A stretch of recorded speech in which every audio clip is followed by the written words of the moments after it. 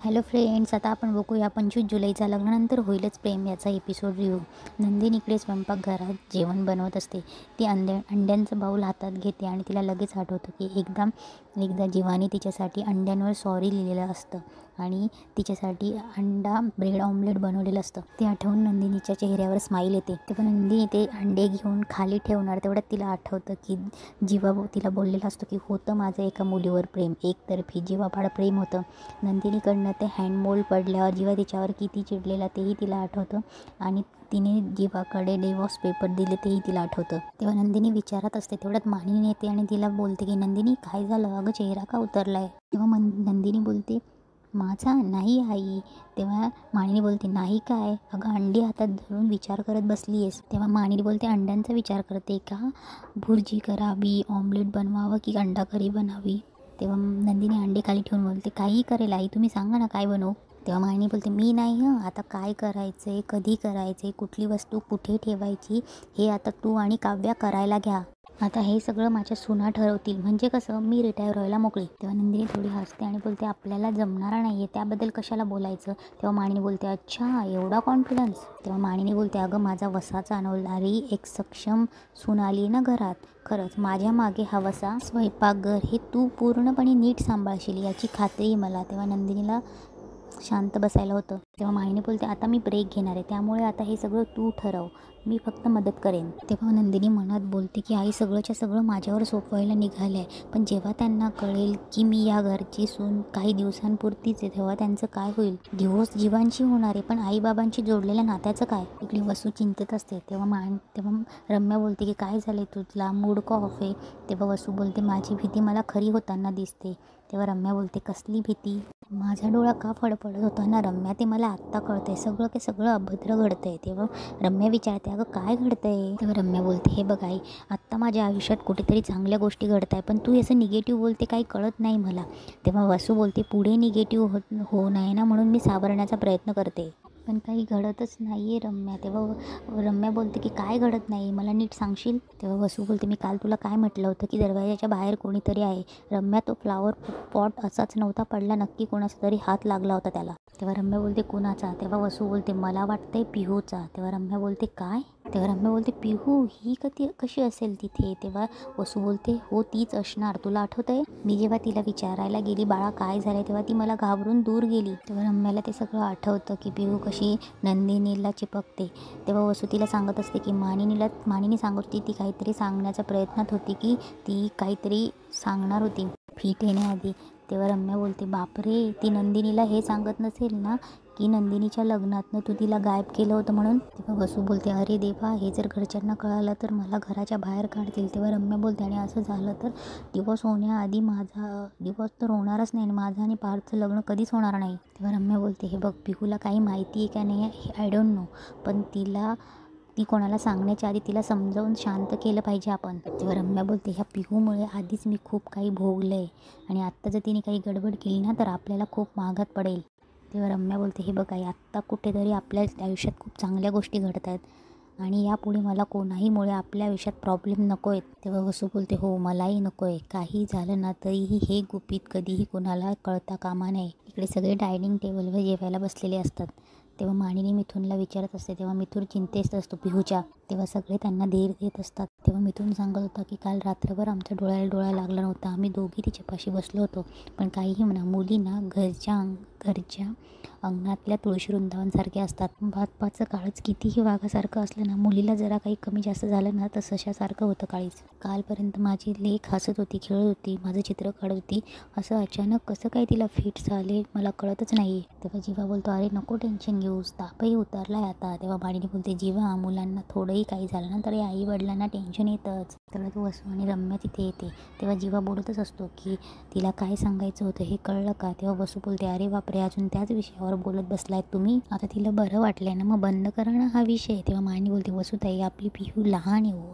तेव्हा नंदिनी बोलते आणि लहान मुलांकडे खूप लक्ष द्यावं लागतं, त्यांच्या मनात काय हे जाणून घ्यावंच लागतं आणि मग सगळ्या गोष्टी ते मनात ठेवतात नाहीतर, आणि मग उगाच ते अँझायटी डिप्रेशन असं काही ना काहीतरी सुरू होतं. डायनिंग टेबलवर सगळे गप्पा मारत असतात. तेव्हा डोरबेल वाजते. तेव्हा मानिनी बोलते आत्ता कोण आलं असेल? तेव्हा कल्पना डोअर ओपन करते आणि जोरात बोलते, ताई कोर्टाकडून पत्र आलं आहे, सही लागेल. तेव्हा नंदिनी, पार्थ, जीवा एकमेकांकडे बघायला लागतात. तेव्हा पार्थ आणि जीवा पटकन उठतो. तेव्हा मानिनी बोलते, अरे अरे तुम्ही बसा, खाताय ना, मी बघते. तेव्हा मानिनी लेटर घेऊन येते. तेव्हा पार्थ, जीवा पटकन उठतो. पार्थ विचारतो, लेटर कशाबद्दल आहे? तेव्हा मानिनी बोलते, केसबद्दल लेटर आहे. तेव्हा पार्थ बोलतो, कसल्या केसबद्दल? तेव्हा जीवाही बोलतो, आई अगं कोणत्या केसबद्दल आहे? तेव्हा सगळे एकमेकांकडे बघायला लागतात. रम्या आणि वसू हसायला लागते. तेव्हा मानिनी बोलते, तुम्ही जरा यांना फोन करा. तेव्हा मिथून पण उठतो आणि बोलतो, काय झालं वहिनी? तेव्हा मानिनी हसून बोलते, आपण केस जिंकलो आहे. तेव्हा जीवा बोलतो, एक मिनिट, कोणती केस? तेव्हा वसू बोलते, मानिनी त्या शाहूवाडीच्या केसबद्दल बोलते का तू? तेव्हा मानिनी बोलते, अगदी बरोबर बोललात तुम्ही ताई. तेव्हा मिथून मानिनीला केसबद्दल विचारतो आणि मानिनी त्याला केसबद्दल सांगत असते की कसली जागा काय सांगत असते. तेव्हा पार्थच्या जीवाच्या, नंदिनीच्या जीवात जीव येतो. तेव्हा मानिनी बोलत असते, तुम्ही एक गोष्ट नोटीस केली का? आपण आपल्या घरात सत्यनारायणची पूजा घातली आणि ही बातमी आपल्याला भेटली आहे. इकडे मिथून म्हणत असतो की तुम्ही बसा, मी पिहूला काही हवं आहे का नाही ते बघतो. तेवढ्यात रम्या उठते आणि बोलते की तुम्ही बसा काका, मी बघते ना, तिला मी गरम गरम सूप घेऊन जाते. हां. इकडे पिहू घाबरलेली असते. मंजू तिच्याजवळ बसलेली असते. मंजू विचारते की पिहू तुला कसं वाटतंय? तेव्हा पिहू बोलते, आता बरं वाटतंय. मंजू वसूचं नाव घेते. तेव्हा पिहू पुन्हा घाबरते. तेव्हा मंजू बोलते की पिहू, मला मांडणी वहिनीने सांगितलं होतं की तुला तिला काहीतरी सांगायचं आहे. काय सांगायचं आहे बाळा? तेव्हा रम्या येते, प्रिन्सेस कसं वाटतंय तुला? तेव्हा पिहू पुन्हा घाबरते आणि बोलते की बरी मी आता. तेव्हा रम्या बोलते, अगं बरी आहे काय? बघ मी तुझ्यासाठी काय आणलं आहे, टोमॅटो सूप. तेव्हा रम्या बोलते, हे प्यायलीस ना तुला परफेक्टली फाईन वाटेल. तेव्हा रम्या बोलते, मावशी तुला आई बोलत होती, तू भेटून येतेस का? मी तोपर्यंत पिहूला सूप भरवते. तेव्हा पिहू तिच्या आईला जाऊ देत नाही. तेव्हा मंजू बोलते, अगं मी आलेच, तू सूप पी, मी तेवढ्यात आलेच. तेव्हा मंजू जाते. रम्या पिहूजवळ बसते. मिथून इकडे शेंगदाणा खात असतो, त्याला ठसका लागतो. तेव्हा जीवा बोलतो की अरे बस कर, ठसका लागेल. तेव्हा मिथून बोलतो, तुझ्या शेंगदाण्यामुळे ठसका नाही लागला आहे मला, इथे मी असं झालं आहे, आधीच मी कर्जबाजारीन, तिथून शेजारचा आला माझ्याकडे पैसे मागायला. तेव्हा जीवा बोलत असतो की बस कर रे, नंदिनी किती हर्ट झाली होती माहिती आहे आणि मी पण. तेव्हा मिथून बोलतो, अरे मग डिवोर्स देताच कशाला आहे? जर तुमचा एवढा जीव तुटतो तर एकाने कोणीतरी माघार घ्यायची. तर तिचं जाऊ दे, तिला खूप त्रास झाला, पण तू तरी माघार घ्यायचीस ना जीवा.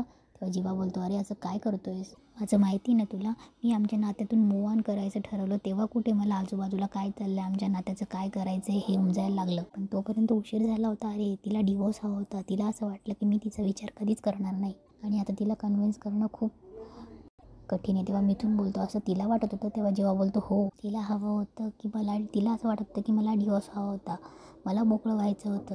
तेव्हा मिथून बोलतो, अरे मग आता केलं ना मोकळं तुला, आता फिर या पक्षासारखं, या झाडावरून त्या झाडावर, या फांदीवरून त्या फांदीवर. आता नंदिनी तुला एकही शब्द बोलणार नाही, कारण आधी बायको होती म्हणून तुला बोलण्याचा त्रास होत होता आणि आता बोलत नाही म्हणून त्याचा तुला का त्रास व्हावा? तेव्हा जीवा बोलतो, तू नक्की काका आहेस ना, माझा का दुश्मन असल्यासारखा बोलतो? तेव्हा मिथून बोलतो, अरे जिगर, तुला काका म्हणून समजावून सांगितल्यानंतर मित्र म्हणून तुला समजावून सांगितलं, पण तू ऐकायलाच तयार नाही. तुला म्हणालं होतं ना, तुला म्हटलं होतं ना, गाडी सुटायच्या आत तिच्याशी बोल. तू काय करत बसला? प्लॅटफॉर्मवर 10 रुपयाची भेळ खात बसला. आता लाख मोलाचा माणूस गमावून बसला. नको ती पत्र लिहिली, आता पुढे काय? तेव्हा जीवा बोलतो, काय पुढे काय? तेव्हा जीवा बोलतो, 6 महिन्यांनी वाट बघा असं कोर्टाने सांगितले आणि 6 महिन्यांनी जाऊन सांगायचं आहे की तुम्हाला एकत्र राहायचं की नाही. तेव्हा मिथूनला हसायला येतं थोडं. तेव्हा मिथून खूप खुश होतो. तेव्हा जीवा बघतो आणि बोलतो, काय काय होतंय, काय तुला काय आवडलं आहे काय तुला? तेव्हा मिथून बोलतो, अरे काय सांगू, तुझ्या लक्षात येत नाही मित्रा, ट्रेन तर प्लॅटफॉर्मवरून सुटली पण पुढे तिला सिग्नल मिळालं नाही म्हणून जरा पुढे जाऊन थांबली. अरे हातातली 10 रुपयाची भेळ सोड आणि लाख मोलाचा माणूस गमवतोय, त्याला घेऊन ये परत, मी तुला सांगतो. तेव्हा जीवा बोलतो की मला काहीच कळत नाही आहे. तेव्हा मिथून बोलतो, तुला कसं कळणार? अरे माननीय आदरणीय कोर्टाचा निर्णय, जे तुम्हाला जमलं नाही ते कोर्टाने करून दाखवलं. अरे तुमच्या नात्याची व्हॅलिडिटी, जे नातं संपायला निघालं होतं आता कोर्टाने सांगितलं की 6 महिन्याचं रिचार्ज करा आणि राहा एकत्र 6 महिने. तेव्हा जीवा बोलतो, अरे नाही रे बाबा, आम्ही एकत्र नाही राहू शकत कोर्टाच्या नियमानुसार. आता हे आईबाबांना कसं सांगायचं ते आम्हाला कळत नाही, म्हणून आम्ही जरा नंतर आईबाबांना सांगायचं ठरवलं. तेव्हा मिथून बोलतो, अरे तू काही विचार नको करू भाई, मी सांगतोय ना तुला, काही गरज पडणार नाही, काका सांगतोय ना तुला. तेव्हा जीवा बोलतो, पण का? मिथून बोलतो, अरे मी तुला 2000च्या बॉन्डवर लिहून देतो, तुमचा डिवोर्स होणार नाही हे मी तुला सांगतो. तेव्हा जीवा बोलतो, यात कसलं लॉजिक आहे? तेव्हा मिथून बोलतो, अरे लॉजिक शोधू नको मेरे जिगर, पुढच्या 6 महिन्यात काय मॅजिक होणार आहे ते बघ आधी. आता बघ, नंदिनीला अपघातातून कोणी वाचवलं? तू वाचवलं. लग्नातून दीपकच्या तावडीतून कोणी सोडवलं? तू सोडवलं. आनंद निवासमधून कोणी वाचवलं? तू वाचवलं. अरे कसं काय? प्रत्येक ठिकाणी हिरोसारखी एंट्री तुझी कशी होते? प्रत्येक ठिकाणी तू तिला कसा वाचवू शकतो? प्रत्येक ठिकाणी तू तिचा बस स्टॉप कसा होऊ शकतो? जीवा जरा विचार कर. इकडे रम्या पिहूला सूप भरवत असते. तेव्हा रम्या हळूच विचारते, काय गं पिहू, काल घाबरवलंच तो आम्हा सगळ्यांना, फिट्स कशामुळे आल्यात गं तुला? तेव्हा पिहू पुन्हा घाबरते. काही झालं आहे का? पिहू रम्याचा हात बाजूला करते. तेव्हा रम्या बोलते, असं कसं काही नाही झालं, मामी सांगत होती तू खूप घाबरलेली होती. तेव्हा रम्या तिला विचारते, कशामुळे? काही झालं नाही ना बाळा? शाळेमध्ये, फ्रेंड सर्कलमध्ये किंवा आपल्या घरात? तेव्हा पिहू घाबरून बोलते, नाही काही नाही, मी जाते.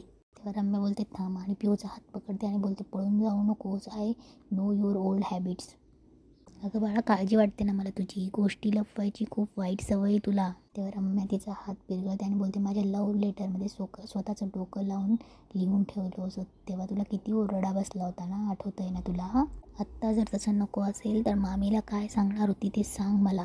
काय झालं ते बघ, मी तुझी रम्यात आहे ना, सांग बरं मला. तेव्हा पिऊ रडत बोलते, काही नाही. तेव्हा रम्या बोलते, असं कसं काही नाही, उगाच फिट झाले तुला काल, सांगते की नाही. तेव्हा रम्या तिचा हात पिरगळते. तेवढ्यात नंदिनीचा आवाज येतो, रम्या. तेव्हा नंदिनी तिथे जवळ जाते आणि रम्याला बोलते, हात सोड तिचा, आणि पिहूला जवळ घेते आणि रम्याकडे बघते आणि तिथेच आजचा एपिसोड संपतो.